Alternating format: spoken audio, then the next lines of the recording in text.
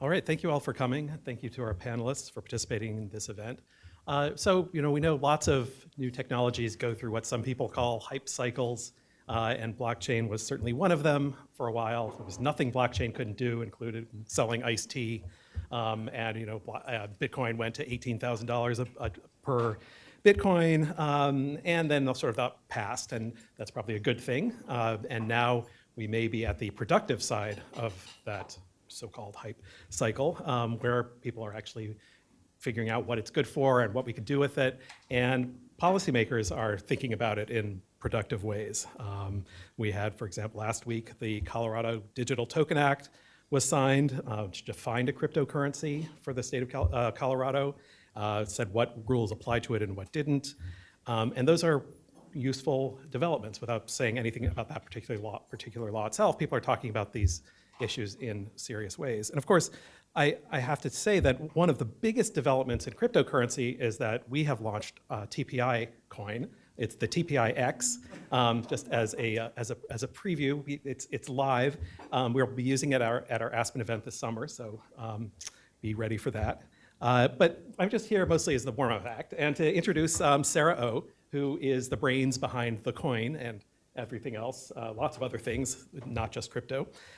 She will be the moderator today. She organized this. She's a senior fellow at TPI, and I think one of the smartest and most creative economists and lawyers working on policy issues today. She has a BS in Science and Engineering from Stanford, and a PhD in Economics, and a JD from George Mason. And with that, I'll hand it over to her. Okay, thanks, Scott. So thank you all for coming today. Our program is called Blockchain 201, Policy Questions for 2019. And so we're hoping to elevate the discussion to kind of more advanced policy questions for Congress and regulatory agencies now that blockchain and cryptocurrencies are under kind of exciting development. It's beyond the hype cycle. And so I thought I would start by introducing our panelists. We'll go through kind of a lightning round, and I'll ask each of them to share 2 policy questions or policy priorities that they're focusing on this year for 2019. And then we'll discuss some questions that they might have and I have for them as well. But just before I begin, here are our speakers. First, we have Daniel Gorfine. He's Chief Innovation Officer and Director of Lab CFTC at the U.S. Commodity Futures Trading Commission.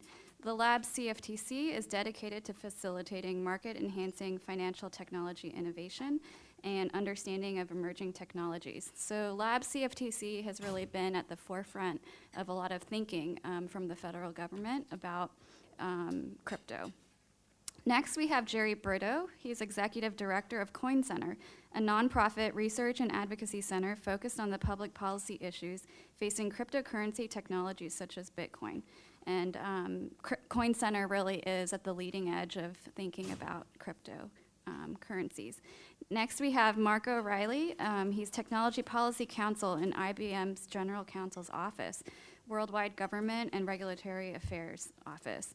And IBM's Public Sector and Systems Group, he's done a variety of sales management and executive positions.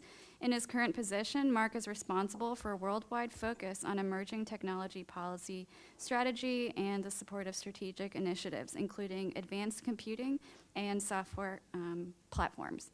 And we have Diego Zuluaga, who's policy analyst at the Cato Institute Center for Monetary and Financial Alternatives, where he covers financial technology and consumer credit. And before joining Cato, Diego was head of financial services and tech policy at the Institute of Economic Affairs in London. So before we go down the row and hear from each of our panelists, first, I just wanted to give a brief overview of what I take to be the state of blockchain and crypto in 2019. So basically, right now, we're kind of in a crypto winter. The hype for blockchain and crypto was really at the beginning of 2018, and now that prices are down and the bubble has burst, it's called a winter. But actually, there's a lot of exciting development and investment happening in this space. And so just for my own research and maybe from your own reading of the news, we've recently heard about private blockchains putting out products like the JP Morgan Chase coin, where they're kind of redoing interbank settlement internally to try and shift away from the SWIFT network and to do their own interbank settlement. We've heard of other private investments in blockchain like IBM's Hyperledger, and I read just yesterday that the French court system is using Hyperledger to register corporations over there. And on the public blockchain side, for open protocols, I've just been doing research and learning about the OX different protocols, where they're analogizing these different open protocols to like the early days of the internet, like SMTP allowed email, or TCP/IP allowed, packet exchange. And so these open protocols on the blockchain are really going to enable connectivity that we haven't seen before. And that's very exciting. I mean, it's technical, but there is actual development happening that could really change the way people interact on the internet globally. Also on the public blockchain, I've just been learning about different applications on gaming, and maybe you know about just the different types of tokens where you can have non-fungible like characters on your gaming systems, like CryptoKitties. And so there are innovations happening in gaming that are very interesting. You might also have heard of stablecoins, where they're fiat dollar-backed coins that are tagged with the dollar. And internationally, there's just a lot of competition. Asia, if you just dig around, they have a lot of blockchain crypto development happening out of Singapore, Korea, China. So this really is kind of a global picture of crypto development and private blockchain development. So given that, I just wanted to go down the line and ask each panelist to describe their 2 top questions or policy priorities this year, and maybe just try and keep it to a few minutes each, and then we'll discuss more. Okay. Great, thank you, and thanks for having me and all of us. So I'll start a little bit higher level. I'll give some of the policy or market developments that we're taking a look at, but it's not necessarily all exclusively something that the CFTC as an agency would be focused on. Broadly, I think you're right on stablecoins. This is based on the fact that there has been a lot of price volatility, as you're all aware, in a lot of the early crypto coins. So there are many folks that are trying to think about ways you can create a more stable crypto asset that may be able to power a lot of the networks that people are contemplating. The interesting angle there from a CFTC perspective, as you mentioned, yes, you can create stable coins that are anchored to a potential fiat currency, but you can also anchor with other types of physical assets like commodities. So certainly through our Lab CFTC function, when we meet with folks, we are hearing a lot of hypotheticals around potential, anchoring of a crypto asset to gold or to other types of physical assets. And that could be, depending on how those are structured, you can start to hear things that would come into CFTC world. For example, if there's a coin that's redeemable for kind of future delivery of a physical asset, that would be something that may satisfy the futures definition or a swap definition. So I agree. I think stablecoins are pretty interesting. The other big areas, look, I think as you also pointed out, the high water mark for Bitcoin pricing at least was at the end of 2017, early 2018, and that caused this kind of deluge of projects and ICOs, and a lot of that seems to have been quite frothy. I think a combination of CFTC and SEC, general guidance as well as some enforcement actions has chilled some of that extra froth. That being said, I think this is going to be the year that you start seeing projects that are structured given existing guidance. So it'll be interesting to see what kinds of projects emerge. My last point, kind of shifting away from public blockchain to private, and I'm going to call this more broadly just distributed ledger technology. I think we saw, again, over the last couple of years, a lot of testing and pilots and proofs of concept of trying to use DLT as a way to make just private networks more efficient and enhance the efficiency of transactions, but very little of that has scaled to date. And it'll be interesting to see if folks are able to overcome technological barriers to scaling, as well as justify kind of the upfront investment, because it's a big investment to shift your existing computer architecture over to kind of these interoperable databases, which I'm sure Jerry will tell you are very different than kind of a public blockchain, but potentially inspired by that.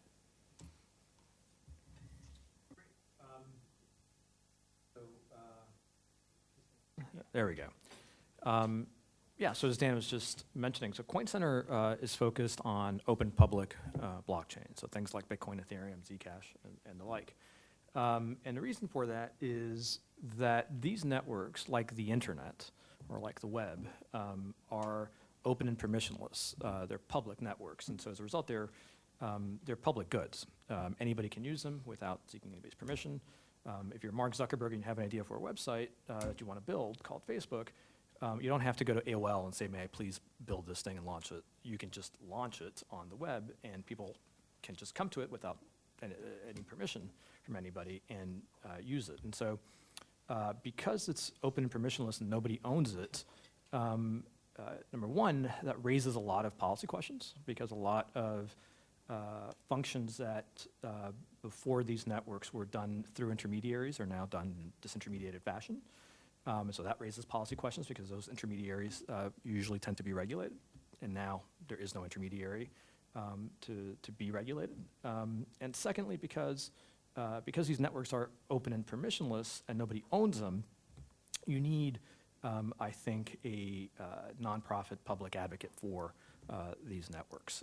And what we advocate for is, number one, the freedom for users to use these networks, and number two, that where government regulation is appropriate, and there are many areas where it is appropriate, that it be thoughtful and it be done in such a way that it not affect the continued development of the technology. So that's what Coin Center does. And as far as policy issues that we're looking at, so over the past couple years, probably one of our top issues has been securities regulation. There's a question of, you have all these different kinds of tokens. You've got Bitcoin, you've got Ethereum, then you've got tokens that run on top of Ethereum, like TPIX. What are these things? Are they currencies? Are they commodities? Are they securities? What are they? And one question has been, are these things securities or not? And that has been a question that's been pretty open, but over the last 12 months, at least, we've gotten a lot of good clarity on that. And so now we can say with pretty relative certainty that Bitcoin's not a security, Ethereum's not a security. These things are pretty clearly commodity, given that commodities is a very broad definition. And that gives us a lot of certainty. So as a result, there's still a lot of open questions related to securities or to the SEC. So for example, how do we get a Bitcoin ETF? There are ETFs for much more exotic and volatile goods out there. How do we get a Bitcoin ETF or an Ethereum ETF? There are questions about how do you custody these things to be in compliance. So if you are a venture capital fund or a hedge fund and you want to hold cryptocurrency along with other things like securities or commodities, how do you do that in a compliant way? So while those are still open questions, at Coin Center at least, looking for the broader interest of public networks, we think we've gotten some pretty good clarity that public decentralized functional networks, not securities. So that frees us up. And being crypto winter, this is not my first crypto winter. Crypto winter is a great time because developers get to develop and be heads down on the work, and they build really great things. And folks like us get to focus on sort of long-term policy thinking. And so for us, the two big issues are, number one, privacy. So increasingly, these networks are being built to be more and more private. And so that raises all kinds of policy questions. And so we've been looking at that. And what are, so number one, making the case that more private cryptocurrency is socially beneficial. And number two, what are the appropriate policy responses to more private cryptocurrency, and what are the constitutional limits to what a regulatory approach could be. And then the second thing is tax. There are any number of open tax questions that the IRS has not answered, and that it would be relatively simple for them to answer. Some might require congressional action, and so we're looking at getting some answers to those. So those are kind of what we're working on right now. Good afternoon to everyone. I think Dan and Jerry have taken my thunder and pointed out my questions. IBM focuses more on private blockchains than enterprise blockchains. Is that better? It focuses more on private and enterprise blockchains, but some of the policy questions that we face are similar to what you're facing in the crypto arena. We are, depending upon the industry, concerned about regulatory certainty as to how a business should act and react in the utilization of a blockchain, particularly when you're dealing in global markets and our customers are going from country to country with their business transactions. They need certainty as to how they act leaving the United States, how they will be received in another country, and vice versa. So our question always becomes one of dealing with, and I want to put this to you all as staff, we're looking for ongoing discussions, right, when it comes to policy and understanding distributed ledger technology, be it public or private. We think we're in the same basket. We don't think it's enough to just have one discussion and walk away for a couple of months and a bad thing happens on either side and everybody wants to run and have a hearing and talk about it. As Sarah mentioned, I deal in emerging tech for the company, so I'll give you a couple of examples. Last year, this Congress passed a law on quantum computing, a bill. When you look at it in detail, they passed the entire ecosystem. They talk about development from soup to nuts. They talk about all the considerations in between, from NIST and standards, from the National Science Foundation and to the Department of Energy. So they left no stone unturned that has to be considered to make the process complete. It's the same thing that they're doing with artificial intelligence, no stone unturned. And that's the same thing we're looking for in distributed ledger technology. We think you have to look at the whole of the network, how it's applied, be it public or private, and so that anybody who enters into this business, including our clients, can have some certainty that when they do certain things, be it a smart contract or deal with a coin, that they're going to be treated in a certain way. Tax questions are obvious. How is that coin treated?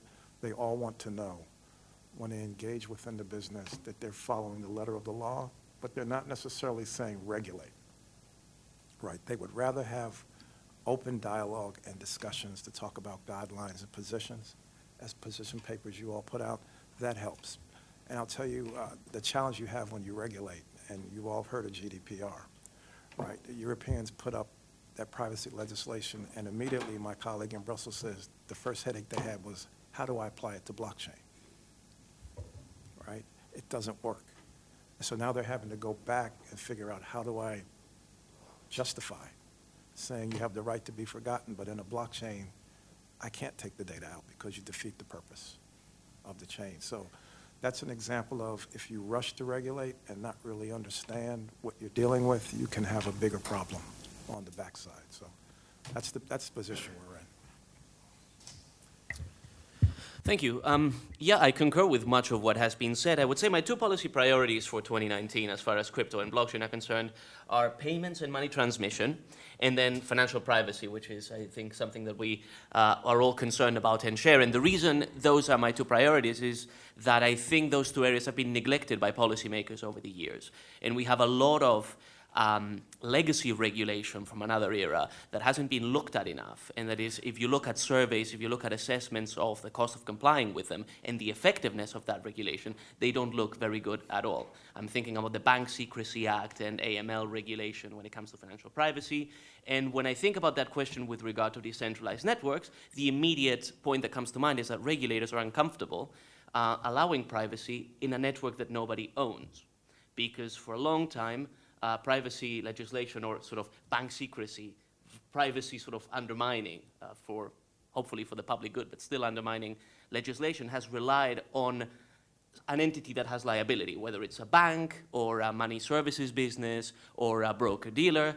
They are the ones providing the data, collecting the data, and the ones who are liable if something bad happens. Now, to an extent, that's already happening in the crypto world with exchanges and other venues that have to collect certain customer information. But if we're talking about dealing in a decentralized way and users having at least the ability to engage with these networks independently, then the question of privacy that Jerry was raising becomes very interesting, and one that I think we're going to have to fight hard, because working in financial regulation, cost-benefit analysis is something that is gradually seeping into regulators' minds, but when it comes to national security and terrorism issues, it is very difficult to get across the notion that there is a limit to how much information you can demand from people, even when we're very concerned about what the deleterious consequences from not having enough information might be. It's a tough question, but we have to address it, and it's a major, major issue in financial regulation. And then as far as payments and money transmission, my main concern there is that we are, through regulation, impairing financial inclusion, because a lot of our money licensing laws at the state level, a lot of our data access laws, and the operation of banks and money services, of payment systems, fall hardest on the poor, because they're the ones who are at the limit, living paycheck to paycheck, have to pay the fees of a clunky payment system that takes 2 days for funds to come through, have to pay the cost of monopolistic systems that, because of licensing or other anti-competitive rules, make it difficult for new entrants to come in. And, you know, at the end of it, some of the projects that are involved in cryptocurrency are trying to provide payments.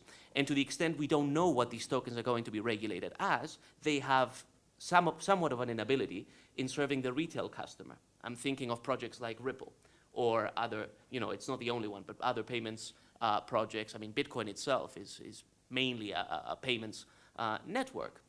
And so I think to the extent that we can allow more easy provision of these services by decentralized networks, we're increasing competition. We are putting pressure on regimes that are very fragmented across the United States in terms of allowing these businesses to operate, and we are creating an opportunity for, say, people sending remittances abroad, people trying to get money to their relatives in another country, sending funds abroad, to do so more cheaply and faster than they currently are. And I think that technology is available, and it's mostly a regulatory question. So financial privacy, payments, and money transmission. Thank you. Great, thank you so much for teeing up those topics. So I thought we could just proceed with our discussion in 2 buckets. We talked about privacy, and we also talked about money transmission laws and traditional financial questions. They're both very exciting. So I think maybe the first we can address is money, and then we can go to privacy. So in Colorado, for example, the Digital Token Act exempts crypto assets, I believe, you can correct me, from state money transmission laws because they're crypto assets and they're not considered money. And there is kind of mature thinking that custodial firms are under the Bank Secrecy Act laws. So if some firms like Coinbase, if they are holding dollars and crypto, they're regulated like a bank. But then non-custodial exchanges where, and Jerry might correct me, are not engaged in money transmission, and so they're exempted. Is that correct in thinking about custodial versus non-custodial exchanges, and then the treatment of crypto assets? Sure. So I'm not sure about Colorado specifically, but the way states look at this typically is if you are in the business of holding funds for customers, and you're not a bank, banks are regulated separately, but if you're PayPal or Western Union or Coinbase and you're holding funds for customers, even if it's for a brief period of time, so you're Western Union and it's between the time that you hand it over and your brother across the country picks it up, right? When you're holding those funds, you're putting the customer at risk because you can lose those funds, you can run away with the funds, you can be hacked, right? And so that custody aspect creates a risk that the state addresses through licensing. In some states, and the thing to say though is that this is a state-by-state regulation, right? And if you are a business that provides this kind of service, you have to get a license in every state in which you do business. So over 50 states and territories require this. And they all have different standards and different ways of complying. Some states have basically said that cryptocurrency and crypto assets are not funds under the definition. And so as long as you are only dealing in crypto and not in dollars, you don't have to get a license. That's just a few states. Most states do treat it as funds, and so you do have to get a license. The main issue there is getting more clarity about how it applies to cryptocurrency firms. And I can go into detail about that if you want. As far as the Bank Secrecy Act goes, the Bank Secrecy Act basically requires financial institutions to register with FinCEN, the Financial Crimes Enforcement Network at Treasury, and to know their customers, so collect information about your customers, and file suspicious activity reports and other retain information, et cetera. So the question is, are you a financial institution? If you, and financial institution is defined in the rules as somebody who accepts and transmits funds on behalf of a customer, which means that you're custodial, right? If you're accepting and transmitting, you had custody for that period of time. So custodial firms are subject to the Bank Secrecy Act. If you are in the business of providing software that customers can use to transmit funds, but you're not doing the transmission, you're not custodial. You never have access to the funds.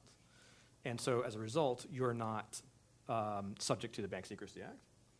And you should not be subject to state money transmission licensing, although in some states, it's funny, it's not called money custody licensing, it's called money transmission licensing. And the way the statutes are written are, if you are in the business of transmitting funds, you need to get licensed. Why is it written that way? Why isn't it money, if custody is the risk that is a policy rationale for the license, why is it money transmission licensing instead of money custody licensing? It's simply because these laws are written in the 60s and 70s before the invention of Bitcoin. And before the invention of Bitcoin, the only way that you could transmit funds was by necessarily taking custody of it. But today, these laws, you read them, and it says, if you are in the business of transmitting funds, you have to get licensed. And you look up, well, what does transmitting mean in the definitions? And transmitting means sending by any means. So basically, you could be providing simply software, never having custody of consumer funds, but you technically could be transmitting. It's never really become a big issue that's been enforced against pure software providers, but it's a real big ambiguity that exists. Yeah, so just one point to add on this. I think what's making this really tricky is the dual nature of the way certain crypto assets to date have either been traded or utilized, and let me unpack that a little bit. So you've got capital markets regulators that think about market activity and trading. And then you have kind of the retail banking regulators that think about things like deposits and payments. So picture what's happening right now in capital markets world from either an SEC or CFTC perspective. We have kind of a traditional sense of what's supposed to happen to assets that are part of transactions. So you'll hear this term that's kind of come out of the securities framework, the so-called qualified custodian. Qualified custodians are these intermediaries that the securities markets have utilized to hold assets that are part of securities transactions. You know, in CFTC world, it's kind of a really interesting landscape because we're dealing with commodities. So when you're dealing with commodities, the way that commodities were traditionally custodied or warehoused was quite varied. I mean, if you're dealing with things like corn and wheat, you're literally talking about warehouses where those types of custodians. So you have the capital markets regulators thinking about custody or safeguarding of assets in a certain way. But then what's happening, I think, is that these instruments may become part of trading activity that's occurring within capital markets. But then the next day, you could be turning around and using it potentially as a payment mechanism. And as soon as you do that, you're starting to think, well, wait a minute, we're back in the world of payments and banks and trusts. That's, I think, the state of play and where there's a lot of, I don't really want to say confusion, but people are working through that. Certainly this topic of custody has become a big policy and market issue over the last 6 or so months, because I think a lot of institutional capital that wanted to start to participate in the space, they have rules that say you can only be parking your assets with a so-called qualified custodian, this concept that comes out of that securities markets. And then everyone's trying to figure out, well, what exactly does that mean? Does that mean a traditional broker-dealer that's regulated by the SEC and FINRA? Is that going to be a place where we feel comfortable? Should it be at a bank? Should it be at a trust? Where does it fit? Some of it may end up, and again, these are all my personal views. I mean, I think some of this may sort by the way the market moves. I suspect that, as I mentioned at the outset, you have increased clarity as to, maybe what's a security, what's not. you may get the tokenization of securities, but that might get applied through a very kind of traditional lens of securities markets. So some of this may become less of an issue if that's how the market evolves. If it doesn't, if I'm wrong, and this stuff really does continue to play this role where it could be in the capital markets one day and then in kind of traditional banking and payments the next, these are tough questions. I want to take a little bit different twist, but similar, and Jerry and I talked about this early on. For our company, we build the networks, right? And we service the networks. And the question we run into, as you alluded to, is as a builder and servicer of the network, what is your liability for a transaction on that network, which we don't have clarity on at this point. So I'm speaking not just from a position of IBM, but anyone who is a software provider that builds an infrastructure and supports it also would need some clarity as to what their responsibilities are for once something breaks on that network or something goes wrong, what are we held accountable for?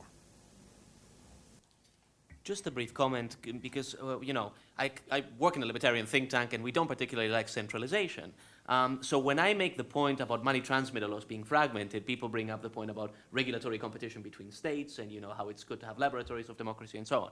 And I acknowledge that point, but I think in the case of crypto assets and in the case of money transmitter law fragmentation in the states, we don't really have that laboratory of democracy. We have a mechanism by which states have a nice revenue source from licensing on such a basis, and that creates a barrier to entry for operators who are, by definition, borderless, may have few customers, but they're distributed all across the geography of the United States. And that kind of structure makes it difficult for them to operate if we have that kind of system. Now, what a lot of us have in mind, certainly that would be my suggestion, is something akin to what we have for bank licensing, meaning that you have some sort of national bank license and you have the option of a state bank license if you like that better.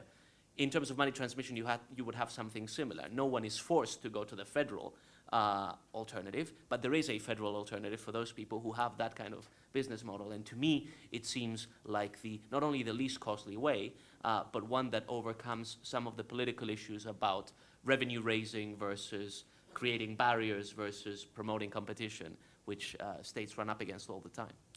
Can I add something to that? And I totally agree with that. I think the one area where should be super easy to get immediate certainty is non-custodial uses of cryptocurrency.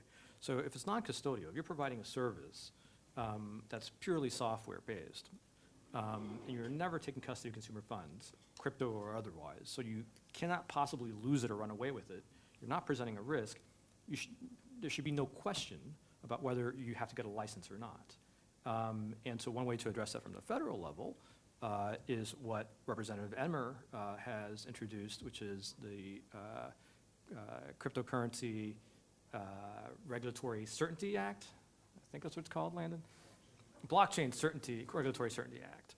And what it would do is basically say, hey, state money transmission regulators, you're doing a terrific job regulating custodians of consumer funds, but here's a set of actors who never pose a risk to consumers because they never hold funds, so you may not require a license from this set of folks. And that is very targeted, very reasonable preemption of state money transmission licensing, which I think is just fantastic. Great, and as a kind of follow-up question about stablecoins, and there are some innovations about collateralized loan obligations off of crypto assets. Would that fall into a bucket of non-custodial exchange if you're trading a stablecoin that's fiat-backed? So I guess that question is two parts. One, what are the rules of stablecoins, firstly? Are they pretty much money market accounts that are backed by reserves in a qualified bank in order to peg a stable coin to the dollar? And two, would that stable coin be considered, if it's exchanged, and let's say if lending happens with it, is that considered a non-custodial exchange because it's a coin by a company that doesn't hold funds? Dan? Dan? I mean, I can start with the wonderful regulatory response to that, which is it's going to depend, and it's facts and circumstances. But let me actually unpack that, because that's an easy throwaway statement. But it's true. I mean, so when and I mentioned this at the outset, when you talk about stable coins, the devil really is in the detail as to how you're structuring it. I mean, so you can envision a world where, as you just said, you could make an argument some of this starts to sound a little bit like a traditional money market fund, where you're actually issuing what seems like a share in response for $1, and you're hoping to maintain that mark. That's an interesting way to shape it. Others are when we get into whether it's dollars or, again, physical commodities. I mean, the idea of backing it with gold, something else to make it stable. It's really going to depend on what that means. Are you tokenizing specific ownership over gold, so just digitizing your warehouse receipt effectively? Or are you saying that, we've got this warehouse and you can come and bring this and we'll deliver that gold to you at some point in time? Those details really will matter. So I don't think it's easy to answer that question right now, but most likely these different permutations, I think, will fit within some existing regulatory box. And it may just be that you're just digitizing or tokenizing ownership, in which case that looks like, at least if you're dealing with physical commodities, that's a spot market. That becomes a cash market, which is not really regulated at the federal level, at least from an oversight perspective. So when talking about stablecoins, it's important to, details really matter, and it's important to ask what we're talking about. So first of all, I would say there are two broad classes of stablecoins. There are what I would call algorithmic stablecoins, and then there are fiat-backed stablecoins. So fiat-backed stablecoins is basically, you have a firm. The firm will take $1 from you and create, at that point, issue a $1 token and give it to you. And then in the future, they're happy to redeem that $1 token for $1. So basically that's kind of a centralized model where you have a firm that is holding dollars. And then the question is about how they do that and under what legal umbrella. Then you have algorithmic stablecoins where you don't have a firm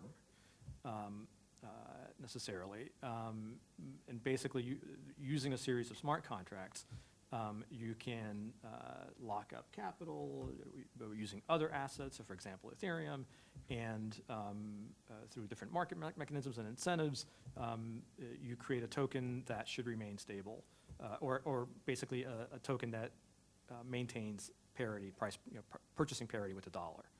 I'm a little skeptical about the feasibility of a completely algorithmic stablecoin, but anyway, those are the two ways you can do it. I think you're asking about the fiat-backed. And as far as the fiat-backed ones go, there are any number of different companies that are doing this, and they're doing it under different legal theories. I think some of the most interesting ones are things like Paxos or Gemini Dollar, where basically they are New York State trusts that have had the product approved by the Department of Financial Services and have acquired a BIT license. And basically, they keep $1 in trust for every token that they issue. So that's one. Then you have things like TrueUSD, which is a token that's being issued by a company called Trust Token. And they do something very similar, but instead of a trust, what they use are escrow accounts at different banks. So they can't touch the dollars. The dollars are held in escrow for the customer. So as the customer goes to any one of the different banking partners, deposits dollars, and Trust Token will issue them a TrueUSD token. Then you have other stable coins where there's a company, you give them dollars and they give you a token and query what they're doing. So there are lots of different ways that this is happening. Okay, any final thoughts about money transmission? Okay, and Can we talk about JPM coin at some point? yeah, why don't we transfer to private blockchain and then privacy? Yeah, I mean, there are two thoughts I wanted to raise which didn't really fit my two priorities earlier. So, I wanted at some point to get the opportunity to do it. And the first is, I made this point about how this technology allows us to overcome, just like mobile phone technology made it possible to overcome the natural monopoly issue with landlines, where you would have a single provider that was regulated like a utility by the government. I feel like in, for example, transactions clearing and settlement, we can move from a model that is quite centralized, that emerged, it's a model of its time from the late 60s, early 70s, in terms of how transactions are processed, and, rather than mailing people their security deposit certificates every time they engage in a transaction, a centralized body would take account of all that information and either net it out or, keep account of it in some way. And because of the cost structure of that business, it made sense to have only one or a few in a very large jurisdiction. I don't think that is as much the case now that we have decentralized networks emerging, and so we can overcome the liability side of having a single provider, which is you don't get as much innovation and competition and perhaps as much of a downward trend in prices as you do in a competitive environment. And JPM Coin I see as potentially an evolution of this, because it's supposed to be initially an internal database system for JP Morgan, right? I mean, when I saw the news, I didn't even see what the coin was. People say sometimes that crypto projects are scammy. Well, JP Morgan is telling us they have a coin, and where is the coin? I mean, as far as I can tell, it's an account management system for their institutional clients, which is great. I'm all in favor of it, but it seems like a bit of marketing there. Now, my point being that because JP Morgan is so large, when they start having something like this for themselves, it may make sense for the smaller guys to deal via JP Morgan, because the marginal cost of serving them is quite low. And so that creates an alternative record-keeping mechanism that is privately provided by a firm that already has hopefully a lot of the required licensing, and can compete with existing firms in a different way. So that I think is the exciting development here.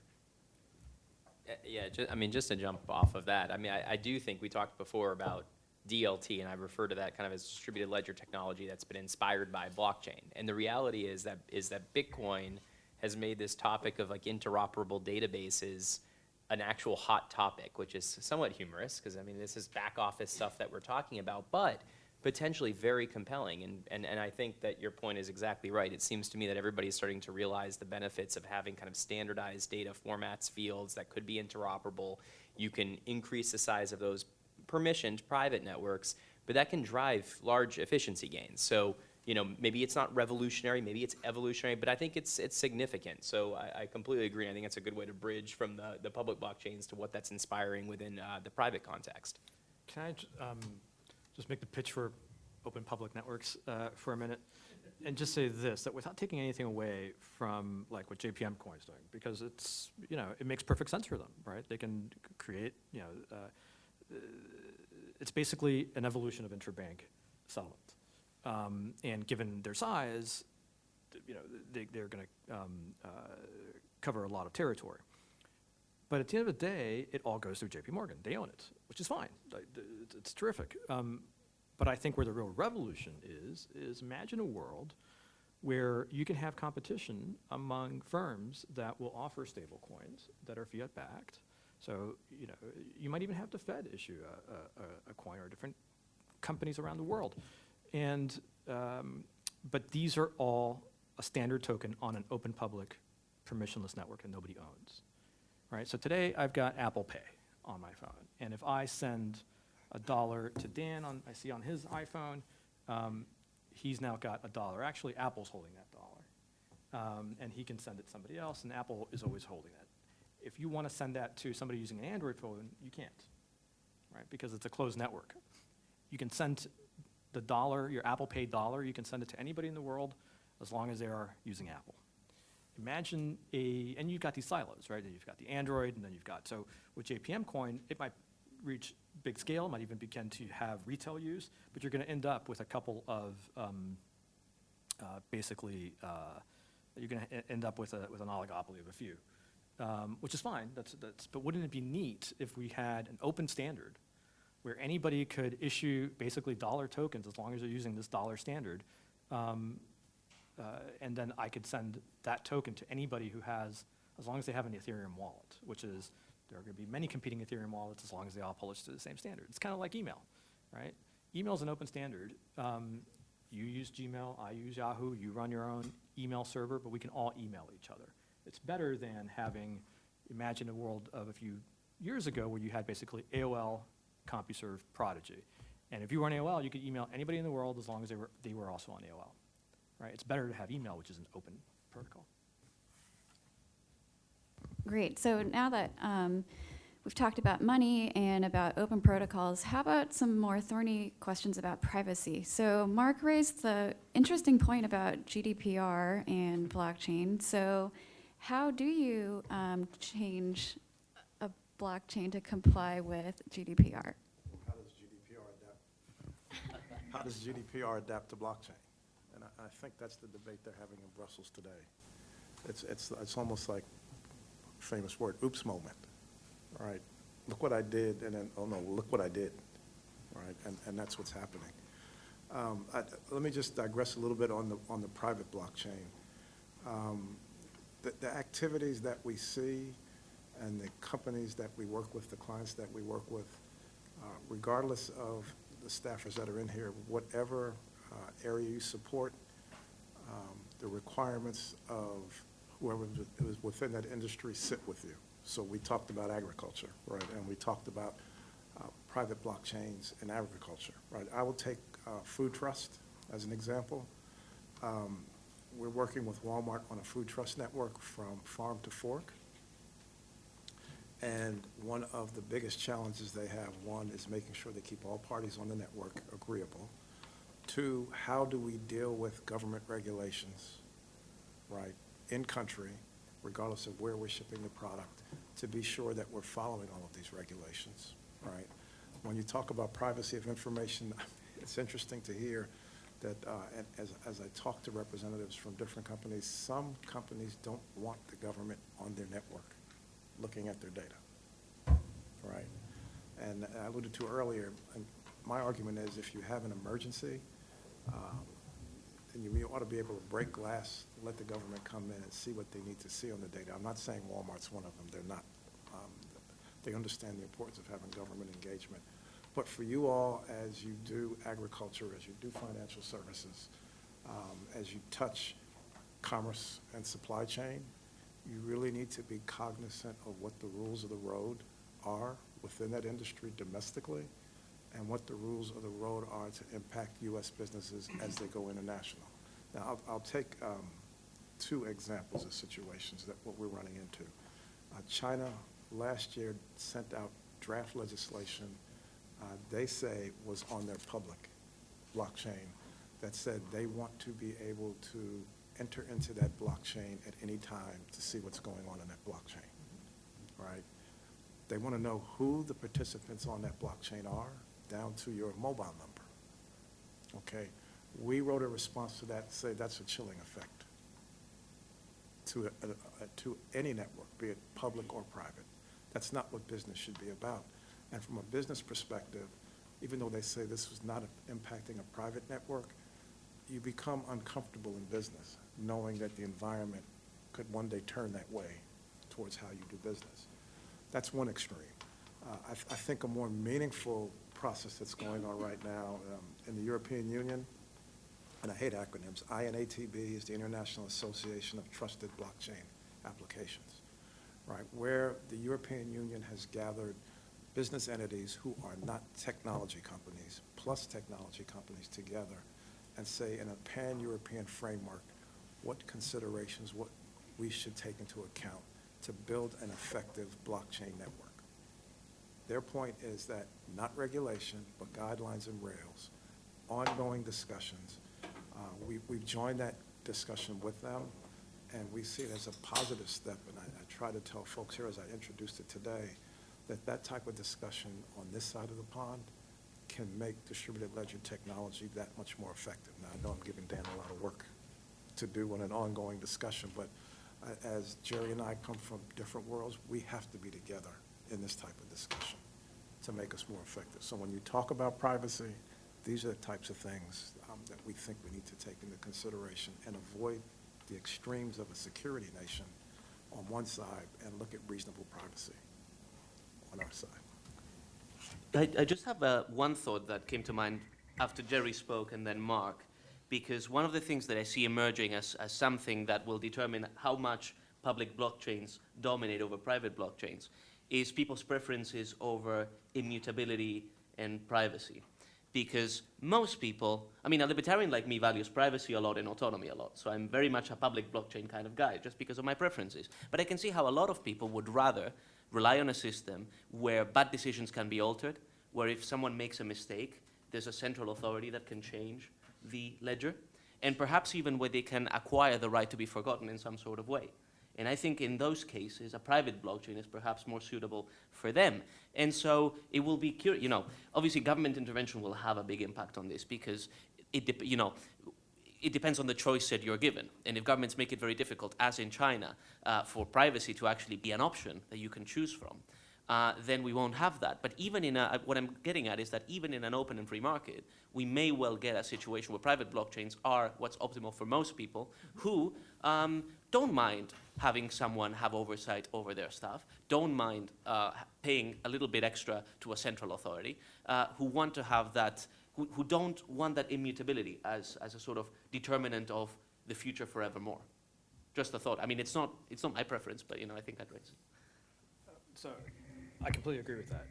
I think that for most people in most applications, they might use a private blockchain or just a regular database, and it makes perfect sense. But the important thing is that we keep always an option on the table, the ability to use an immutable and private network, because it's an escape valve, and it's the escape valve that allows for us to have an open society.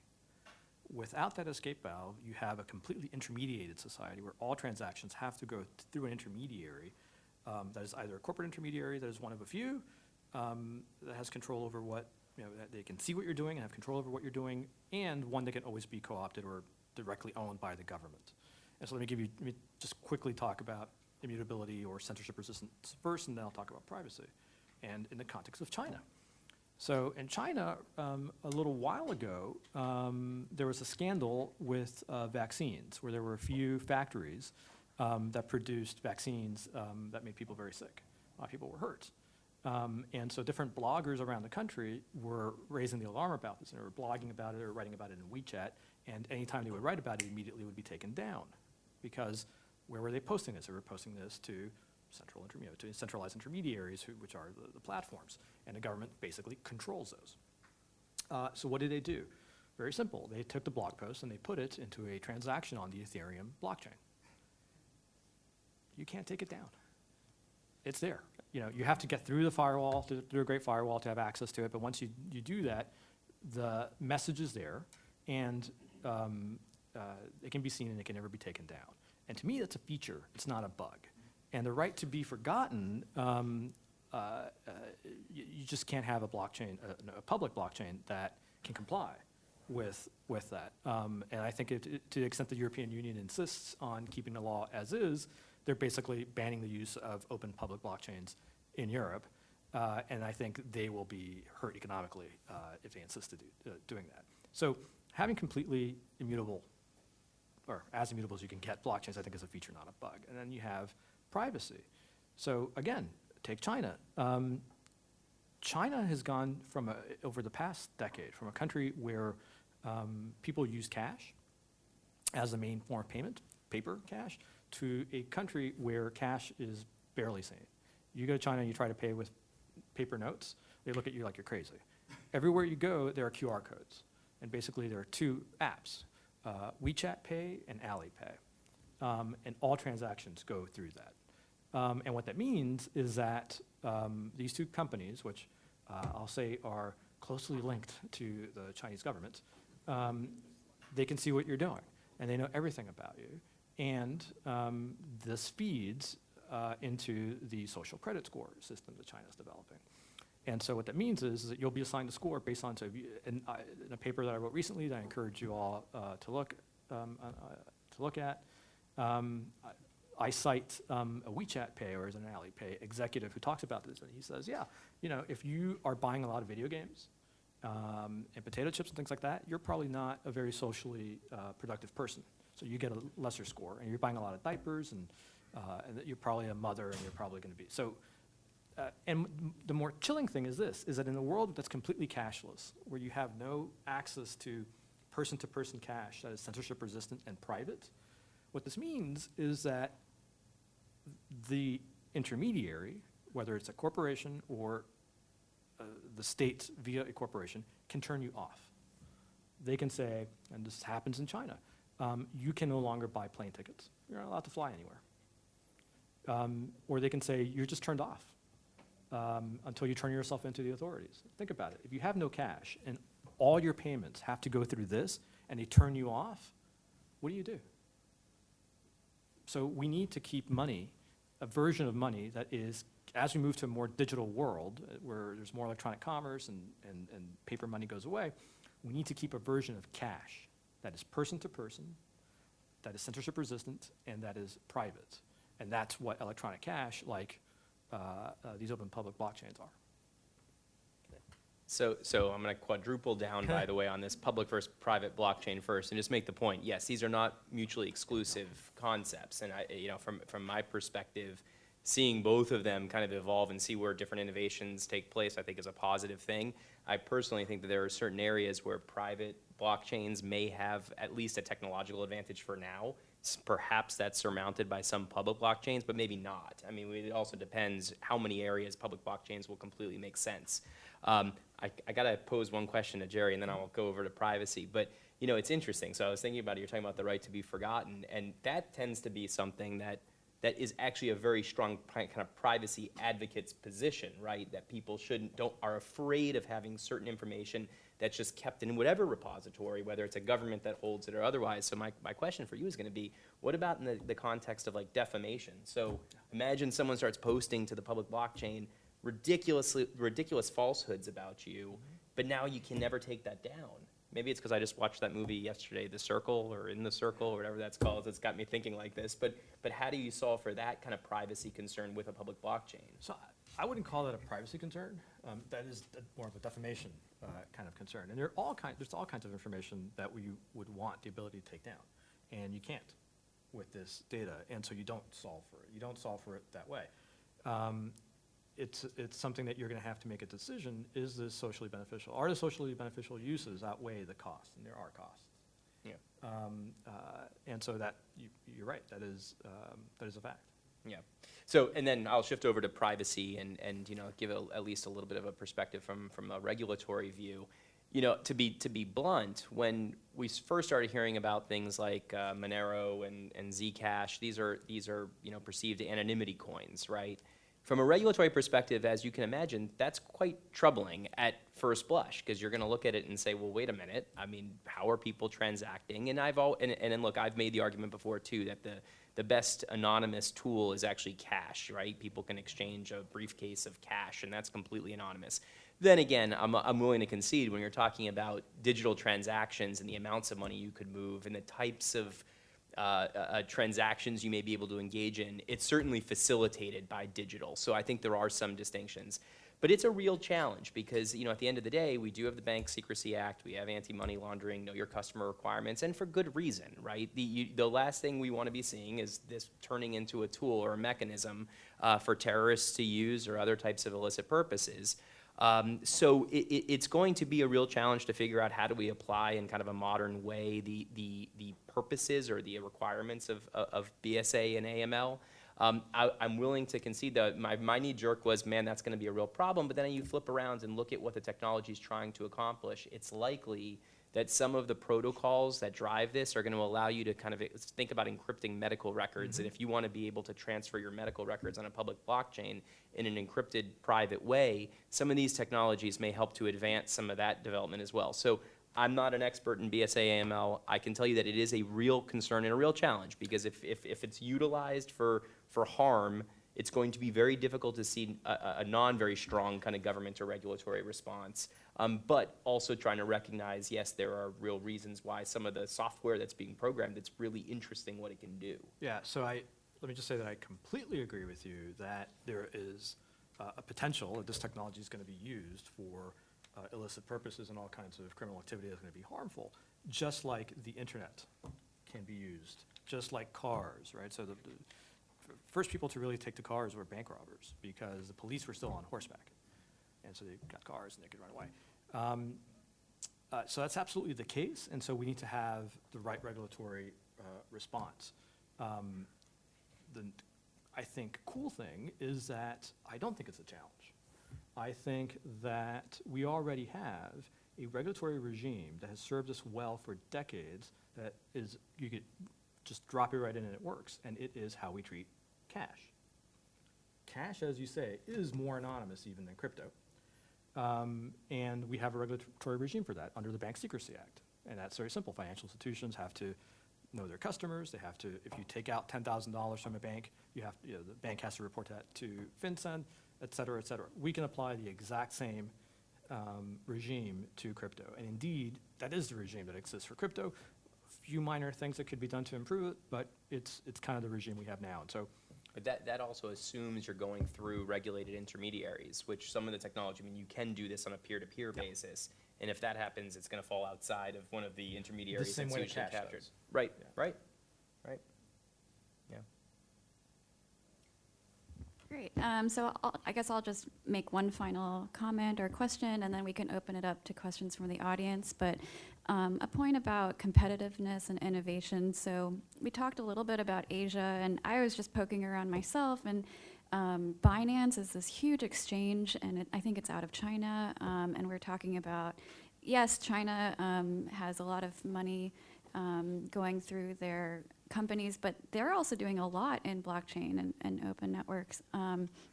But one question that came up to me is, well, on these other networks coming out of Asia, who are holding the tokens? Like, the whales that hold the tokens really can move markets and manipulate markets on any of these open blockchains in crypto assets.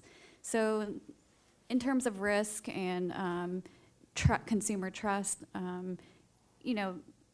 the US needs to stay competitive and innovate in this space, and maybe Asia is ahead, maybe the US is ahead, I don't know, in terms of volume and growth in this space. At least for gaming, like Samsung, they have a wallet on their phone now, a crypto wallet. I read that recently. They announced that they would have like an engine coin, and so there is like developments, and it's a global race to innovate. And so I guess that's kind of the backdrop to have light touch regulation to make sure that US companies are innovating, but that there's also like safeguards and guidance and risk management. So I don't know if you have any ideas about like the global competitiveness of US companies in this space versus Asia. And then finally, we can open it up to questions.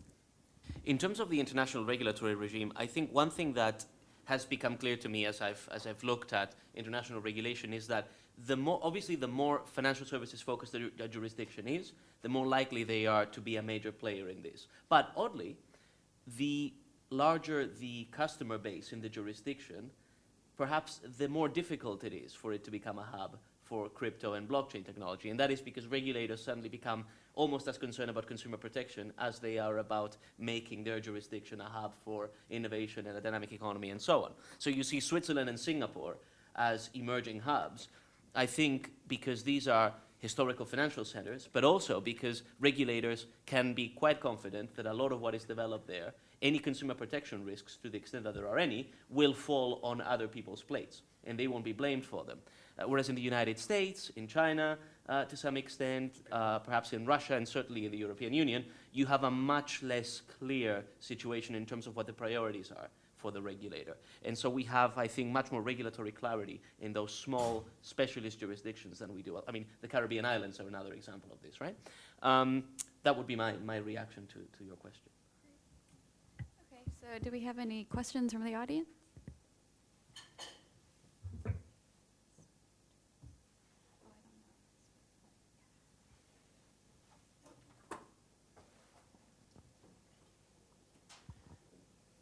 Hi, I'm Alan McQuinn. I'm with ITIF. My question's for you, Jerry. I was wondering if you would expand upon some of the tax challenges that you see that you briefly mentioned. So we're actually going to be publishing a paper in early April, just in time for tax day, on this that will have sort of like the top 5 open questions on tax and some proposed recommendations. And I'll just give you a couple. One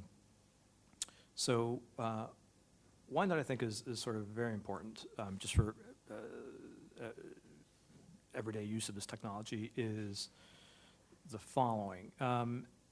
It used to be the case that if you were a currency speculator and you bought $1 million worth of euros because you thought the price was going to go up, and the price did go up, and then you sold it, you experienced a gain, and you had to pay tax on that capital gain.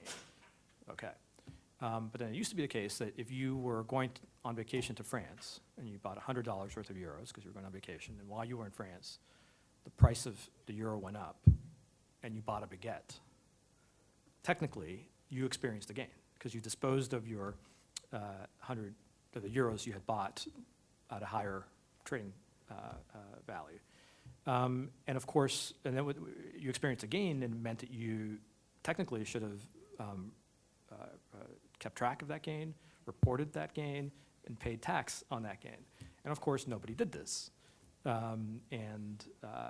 obviously can't have a law that nobody is complying with, so Congress fixed it in the mid-90s.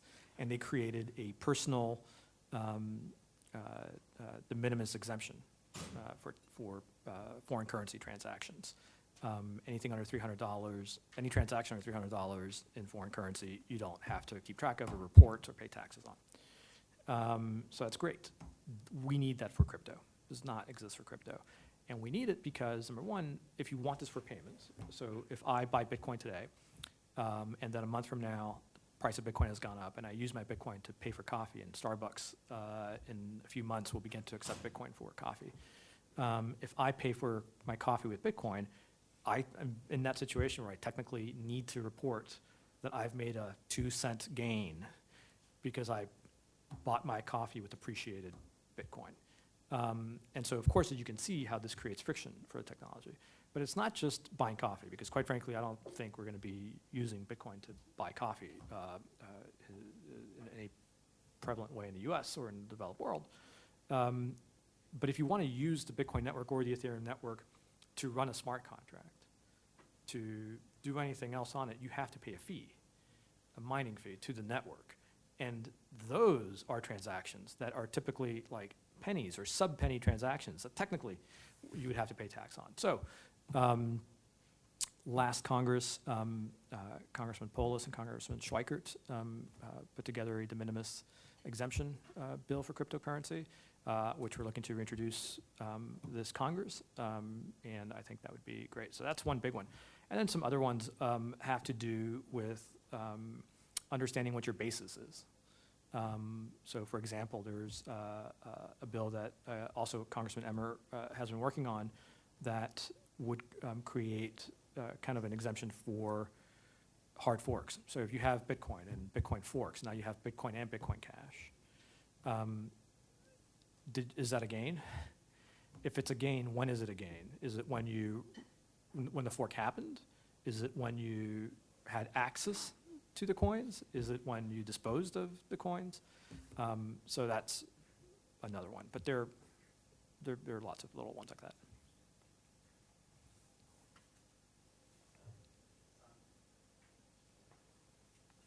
Hi, James Tsai, U.S. Patent Trademark Office. You can hear me, right? All right. Just 2 questions. First one, Mark talked briefly about supply chain, and I'm just curious a little bit more about, I've also heard anti-counterfeiting as an application for blockchains. I was wondering if anybody on the panel could talk a little bit about that, some of the applications that you're seeing. Walk you briefly through supply chain on our side, and the trade lens application we have with Maersk.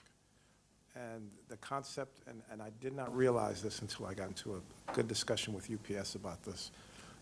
So you all know the paper flow when we have a global supply chain, is very archaic, right? And what ends up happening, and we love to use the word tulips, right, to talk about value. But if you ship wildflowers from Kenya and you have a manifest to them, they go from Kenya to Amsterdam, then they get routed around the world. Well, the paper for all of that goes ahead, right? And the paper is resolved manually. And the process of manually resolving that can take a full day for one person, right? And then the paper then is flown again ahead to the next port, right? You can kind of put together the idea of what the expense is, right? And so what Maersk came up with was the concept of smart contracts and building a network to move those transactions real time, okay? And then to allow something not to be kept at a port for any length of time. If you imagine wildflowers will spoil, right, because someone hadn't finished the manifest and moved the paperwork. The savings that they realized in double-digit percentages. The challenges that they realized is negotiating this with each port of entry, each customs bracket to say, will you adhere to us using this type of technology and we're meeting your current rules and regulations? So when I talked about guardrails, that's the negotiation piece that comes up, that we have to sit down, Maersk has to sit down with each government around the world and say, you tell me your rules, I negotiate with you, we will follow your rules. They will be built into the smart contract language that we execute, and we can follow it. Some countries move quicker than others. It's funny that the countries in Asia Pacific move very quickly on it, right, because they're used to the change, right? Everybody was pretty much on board. We have obviously trade issues with China, so that kind of put a pause on it. But the efficiencies that are seen in a closed network of doing this with willing parties who will work together has been extremely productive, right? And you're beginning to see copies of it being done by other shippers as well because of the efficiencies that they can realize on the market, because of the savings from theft, from spoils. We're realizing a significant change in how we do business digitally, right, and getting away from paper manifests. Same thing I'd say you could see with Food Trust and the Food Trust Network. Not just Walmart, you have Carrefour, Dole, Unilever, all joining together and saying, I am going to move product globally. And the real issue is really when it comes to a fresh product as to how, what was the last recall we had? Now, is it turkey, right? I think recently we had a turkey recall. And always we have spinach, or not spinach, lettuce recalls, right? Well, if you can begin to pinpoint the actual source and location of the spoiled lettuce, you're not recalling back entire batches that were produced in a time frame. That's what we're trying to get to. As to counterfeiting, I'm always skeptical when I hear about anti-counterfeiting uses of blockchain, because the hard part is how do you tie the physical thing to the entry on the blockchain. But let me give you an example of one where it could work, and that's with diamonds. So when you have a diamond, looking at it under a microscope, it has a particular, I don't know how it works, but it's a particular pattern that you can see that is unique to the diamond, kind of like a fingerprint, and you can encode that in such a way that you can put it on a blockchain. And this goes back to the immutability, where you don't want it to be changed. And so you can imagine that you are either a producer of a diamond or you are a nonprofit that can attest to the social responsibility or the non-conflict status of the diamond. And you can say, this diamond was produced by De Beers at this place, this is not a conflict diamond, it's, et cetera. And then at any point in the future, 100 years from now, somebody can come across this diamond in a store, look at it, look up that pattern on the Bitcoin blockchain, and know its status. So and just Can I to, pick up on that, on Everledger, that's what we do with De Beers, is to identify a diamond that way. So, and it also, on conflict minerals, we're discussing that, doing it in countries that have minerals that we don't necessarily want to trade with, the same pattern. So the other element of this, which we've seen before, some basic prototypes, is this ties to this idea of like Internet of Things, right? So So the point that you guys are highlighting is that's great that you can scan a box, but if you can't ensure that no one's tampered with the box, then it's not that valuable. Sure, you can show that the box got from point A to point B, but did someone change the inputs? Some of the technologies I think you're gonna see come out of this are like tamper-resistant, like little chips, and I've actually seen some prototypes of this. It's pretty neat. Like, so if someone were to tamper with the box, that could communicate immediately to the blockchain and say something's happened to this box. So it'll be really, at warehouses in general, you could start to do that, because early days through Lab CFTC, people were coming in saying, we're gonna be able to transform, you know, how ag products are being moved and show that there's no theft or loss, and this was always the question we were asking, well, how do you know? I mean, like, at the end of the day, it's only as good and truthful as the person who's scanning and saying, this thing arrived. I can picture these future states where we'll probably develop the tools to be able to weigh, measure, detect tampering. So I actually think in the counterfeiting field, I've not thought a lot about that, but I can see it as an area that's pretty interesting, actually. Now, Sarah, they get me excited on this question, because we actually have technology that we can apply to an iPhone. You say that spectrometers that actually look at the fiber content, we say of mangoes, and we can source where they were actually planted, right? And when they get onto the ships, we use RFID tags to lock them down. But someone can say, well, no, my mango came from, let's say, West Africa. No, it really didn't. It came from Chile, right? We can identify that using the technology. So we've gotten down to that point. So in counterfeiting, we can see on a food product down to the fiber content. My question is for you, Mr. O'Reilly.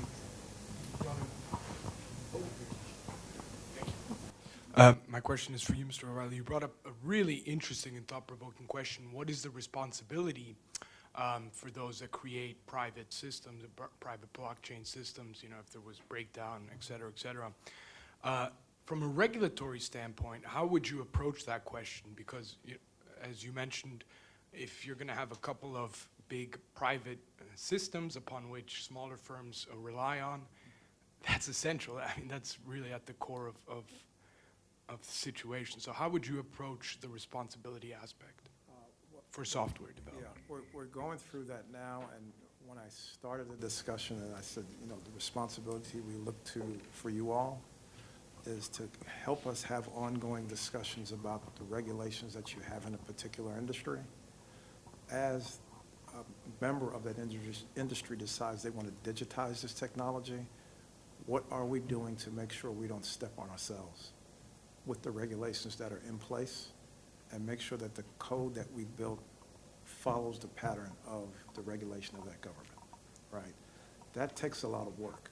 I will tell you, and I'm going through it now with one company, you have to get all of your partners that are within that industry to sit down and say, yes, we want to have this discussion, and then we put together what the requirements are as to what we see the regulator has, let's say in the United States, and we have to go to that regulator and sit down and have the conversation about it. It's no different than financial services. We have challenges there, as we all do, but it's the same with any industry. How do you get Customs and Border Patrol? How do you get the FDA? How do you get the USDA? How do you get the financial services players to sit down and say, look, you're building a network, let me tell you where the guardrails are and how we should apply to them. And that's where I think you all as staff people can help facilitate these discussions. So as I said in the beginning, we're not having them now. We walk out of this room, everybody forgets about it, then something bad happens, everybody gets up in arms, right? And you want to have a hearing about why did this happen, right? That's like reactive, right? And we really want to be prescriptive, right, and get ahead of this. So that's where you could help. So Mark, I would say, you know, the one area that's hitting us is in the context of regulatory reporting. So there's this, you know, we actually, our chairman has been pretty vocal about the idea that if market participants were to utilize some type of DLT network and want to use that as a way to satisfy reporting requirements, that could actually be a real win-win for both of us. And to unpack that a little bit more, you know, right now market participants in a fairly, you know, analog way batch and push data to us as an agency. And then the agency is getting all of this data in a non-standardized format. They're not standardized fields. It's very difficult for us to consume. So this idea that you would have this, this shared system where you have agreed standards and formats where the regulator could be a node. We could be seeing the information real time in a format where it doesn't have to be pushed to us because we're seeing it live. That could be very valuable potentially to us as well. So one of the things that we've asked and that we try to do through these, we have something called the Technology Advisory Committee. It's a FACA committee, thanks to legislation that allows us to do this. We have a subcommittee focused on DLT, and one of the questions that we tried to pose to them is whether there are any, is there friction, is there any ambiguity in our rules where you're not sure whether regulatory reporting requirements could be solved through a DLT system, and if so, we'd be interested in looking at that to make sure that our rules are tech neutral and agnostic as to how you're satisfying the requirements. So I think there's opportunities too for these kinds of conversations, with the agencies to look at the rule sets, figure out where the technology may bang into existing rules that envisioned a manual push of data or batching of data.